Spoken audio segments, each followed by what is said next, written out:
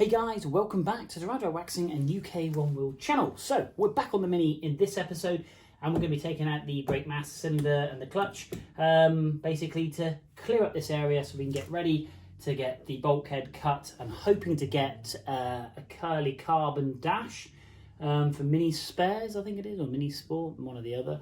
I have messaged Carbon Weasel because I'd love it for them to make me a dash because all my carbon fibre on my car is from them. But no dramas if not. I'll still hopefully get a few more bits in the future. And hopefully I've got an electrical engineer. I've really struggled to find one of those to get all my wiring sorted out. I'm really not very good at electrics, and that's one thing that scares me, to send this thing up in smoke. So hopefully we're going to move the fuse box inside, get all these wires away, get rid of that center speedo so I can then obviously put like a slight in plate in here. Again, never done that before, so guys, do hit that like and hit that subscribe, because you'll see some trials and tribulations and learning along the way, should we say. We're going to take these two out now, all the brake lines, to clear up this area, make it as clear as possible. Think of getting the CAD braking system so I can go front to rear. That looks quite cool, and that way then I can run all the brake cables inside and we haven't got them crossing across the bulkhead, etc. That's a plan of mine. Again, please comment below if you think that's a rubbish idea or that I will come up or hit a problem later on. I am no binky build quality from the Bad Obsession guys. I'm nowhere near that level. I'm the other opposite end of the planet, to be fair to those guys. But I'm going to get this stripped out. I'm going to pop you on time lapse. I'm hopefully going to move the solenoid inside the car as well, the fuse box and everything, so it's nice and clean and tidy. So I thought I'd take you along the journey. So get you to time lapse. Let's go inside. I think we've got some pins that mount to the brake and clutch pedal, which some roll pins with some split pins in, so we're going to take those out and lift them out. But first off, we're going to crack these nuts off. We're going to get rid of these brake lines just here, and that one's already released, and obviously this one, which runs all the way over here. So we'll undo the top one and then we can remove them. So stay tuned, let's get onto this, pop some tunes on, and let's get these out of the car.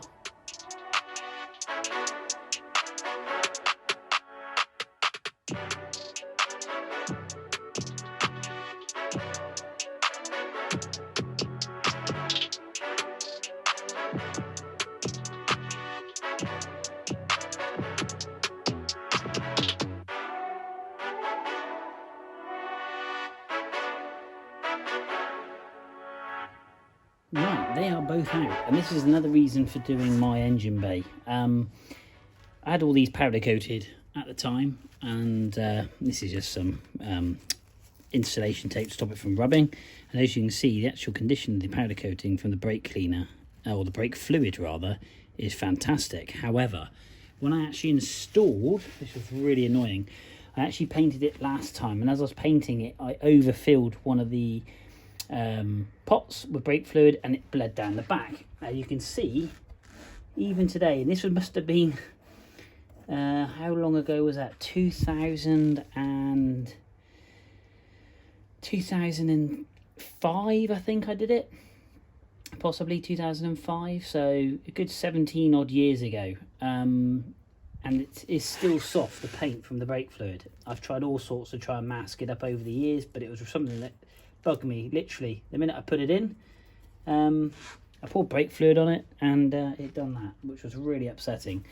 But that's why the reason I am doing it now. And you can see this bird nest of wiring that you've got here. Hopefully this is going to be rectified and sorted. I'm going to get the rest of these brake lines out, so stay with us. But yeah, powder coating, if only you could powder coat an engine bay. Might be a bit big to put in a booth, wouldn't it? But anyway, let's crack on with this. Back to time lapse.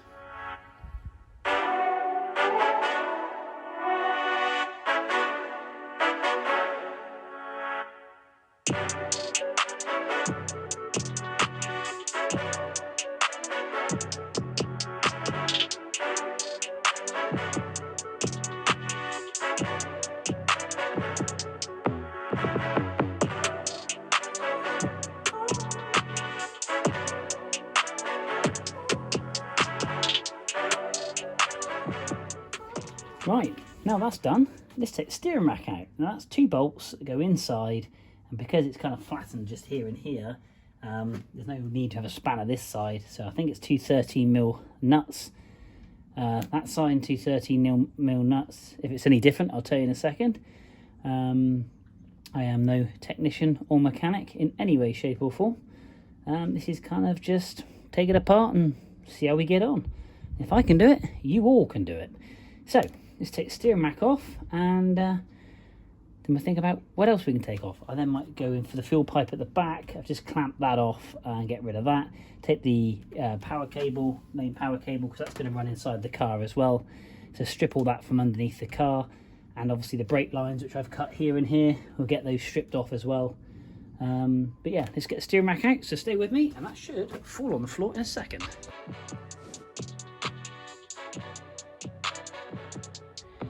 Right, one steering rack out. That's that all done. You must remember though, to do the bolt, there's a 10mm bolt that goes in this groove here on the bottom of your drive actual steering shaft. And then obviously these splines locate into the bottom of your steering rod, which obviously when you turns the steering rack.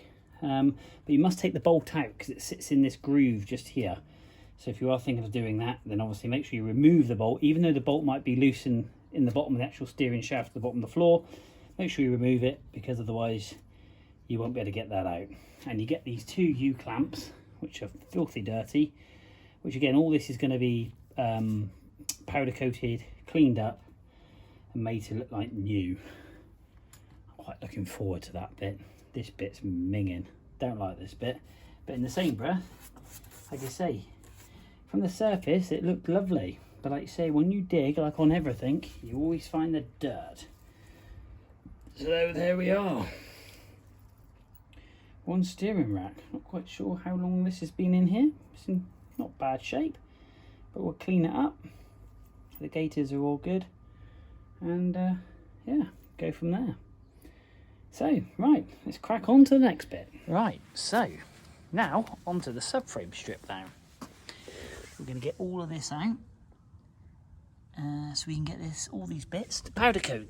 I've got all the bits in there that are going to powder coat. So we've got engine mounts, pulley, I don't know if I'll be using that, but fan, it's all going away from yellow. Obviously the bolts of the subframe, and obviously the radiator and engine mount just down there, as well as some other little bits and bobs. So let's pop you in the stand. Got my spanners and sockets. I've got my tool to reduce the size of, or compress the cones in the top of that, which I'm going to go and grab, and we'll get this stripped down. So let's go.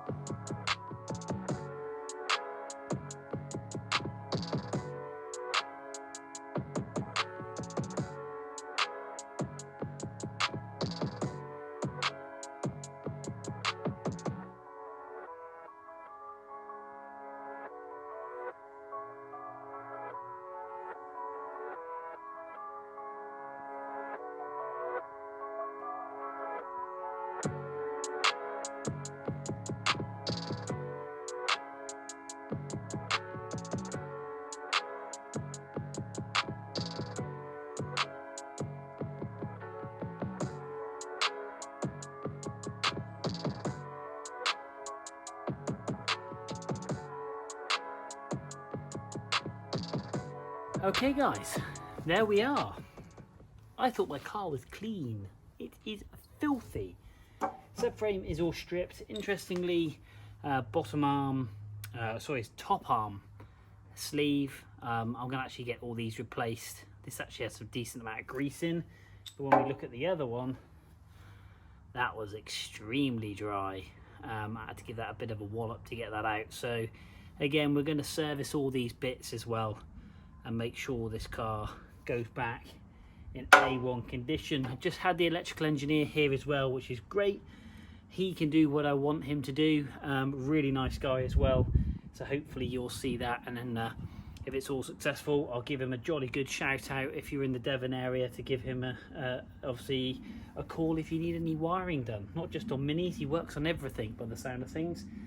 I look at that and think it looks like a bird's nest, but yet he looks at it and says piece of cake. So that does fill me with an immense amount of confidence. But we're going to get all this powder coated and to carry on stripping. I might look at different arms. CAD do some arms, Specialist Components do some arms, so I might look at, obviously these are extremely heavy.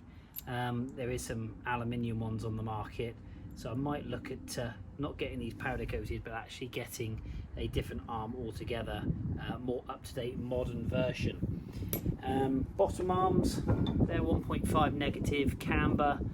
They're pretty good, to be honest with you. They have been powder coated before, but for the nature of it, I'm going to do them again. Front trailing arms, again, they're straight. They've been enamel painted, but I'm going to stick with those because the setup and the geometry actually is very, very good on the car. So we've got a nylon bush there on the front of that. High-lows, again, these have been painted and treated, but somebody did comment very kindly. The actual thread itself, would you believe, goes all the way up to here. So he says to get these machined and engineered a width of a nut to allow for the additional space, because look at that, that is proper flat, and that obviously mounts onto there, no, onto there like so, but obviously if I get new cones, obviously they're going to be a lot thicker, so I need to get these engineered down. So I'm going to get these engineered down a good nut width, like he said, and then get these powder coated. But if anybody knows where I can get these gaskets from, or should we say rubber boots from, do let me know, because this one is split and I would need a new one. These, would you believe, are Rip Speed. That's a company you haven't heard for. So I bought these high-lows from Rip Speed. Actually, just state on there, Rip Speed International, England. High-low, part number 1378496. So Rip Speed high-low. But they're kind of a collector's now, I would have thought. But yeah, quite a good bit of thread in there. So we're going to get these, I'll get the pin taken out, get these stripped down, take these to an engineering shop and find out how much it's going to cost me to get these. But look at those bad boys, they are filthy. But guys, that wraps up. Quite a lot done in this one. So we've taken all the brake lines off, we've taken the steering rack off, the brake mass cylinder, subframe we stripped down. So guys, stay tuned, we've got more to come on this classic Mini refurbishment. We've got the bulkhead to weld up, we've got some interior work to do, we've got a dash to fit, we've got wiring to go in, we've got my engine, which is obviously away being built, and I'm toying with the idea, do I go turbo, non-turbo? I do like the VMAX supercharged, which sounds quite cool, but will that work with my fuel injection that I've got for Specialist Components?